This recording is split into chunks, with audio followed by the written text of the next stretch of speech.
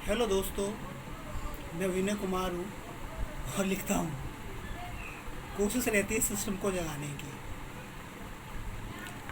दोस्तों, बड़े दुख के साथ मुझे कहना पड़ रहा है कि पिछले एक साल के अंदर मैं दिल्ली में काफ़ी जगह गया।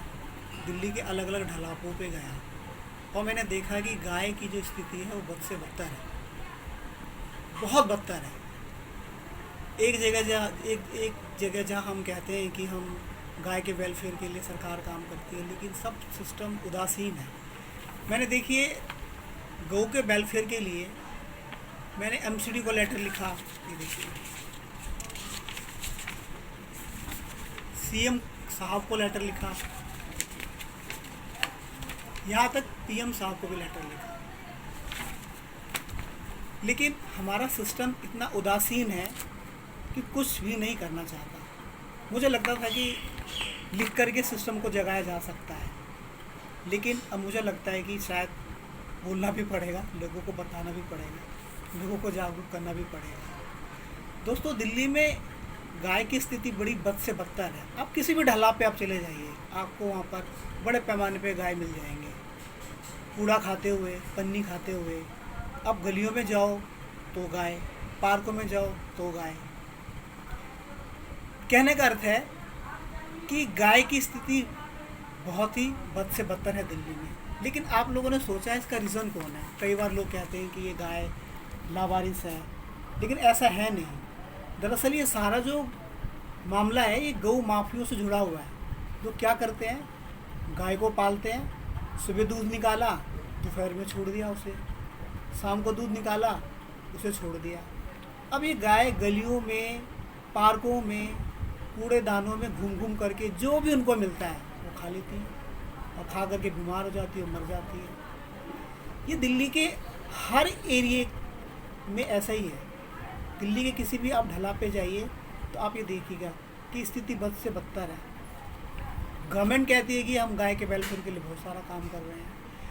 चौंकाने वाले आंकड़े ये हैं कि हमारे दिल्ली में ही लगभग कम से कम 150 पशु चिकित्सालय केंद्र हैं, जो कि दिल्ली गवर्नमेंट के हैं, लेकिन वो सब पैसा ले रहे हैं फ्री का।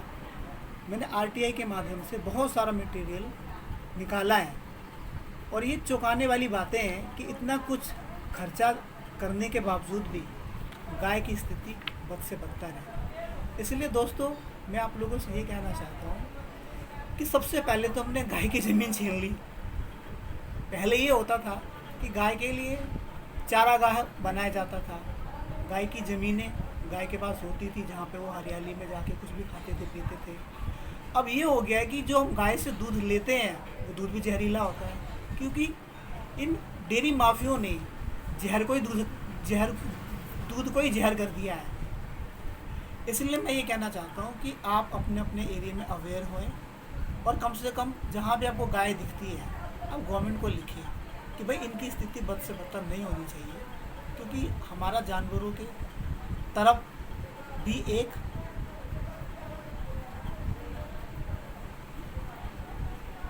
क्या मैं बताऊँ आपको, मैं तो जो भी मैंने देखा है मुझे बड़ा दुख हुआ। मैं गलियों में देखता हूँ किसी गाय के पैरों में खून निकल रहा है, किसी का पैर पका हुआ है, किसी का आधा शरीर सड़ा हुआ है, कहीं पे गाय मतलब यानी कि ऐसी रोड पे बैठी हुई है।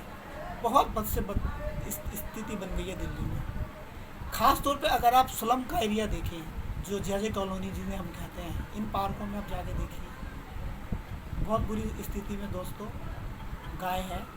और मैं आप सभी से ये कहना चाहता हूँ कि हमें सबको मिलजुल करके गाय के वेलफेयर के लिए काम करना चाहिए, और सरकार को जागरूक करना चाहिए कि आप आए और गाय के लिए मदद करें। बस दोस्तों, मैं इतना ही कहना चाहता हूँ। वैसे तो मैं लिख रहा हूँ, राइटर हूँ, लिखता रहता हूँ, लेकिन लिखने के बावजूद भी समाज अभी जग नहीं पा रहा, सरकार जग नहीं पा रही है। बड़ी उदासीन है सरकार की रवैया। देखिए, मैंने 22/2/2021 को लिखा था, और मैंने सभी को लिखा, एमसीडी को लिख दिया, पीएम को लिख दिया, सीएम को लिख दिया, लेकिन कहीं से कोई रिप्लाई नहीं, कुछ नहीं। तो जाहिर सी बात है डेयरी माफिया की हिम्मत बढ़ेगी, वो गाय का दूध निकालेंगे और उनको रोडों पे छोड़ देंगे।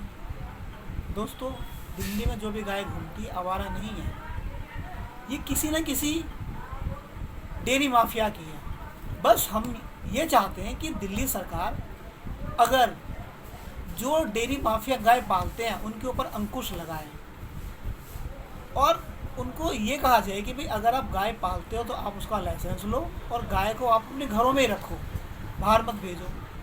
अगर इस मुहिम में हम कामयाब हो गए तो शायद हम गाय को जो सही इज्जत देनी चाहिए वो हम दे पाएंगे दोस्तों। धन्यवाद।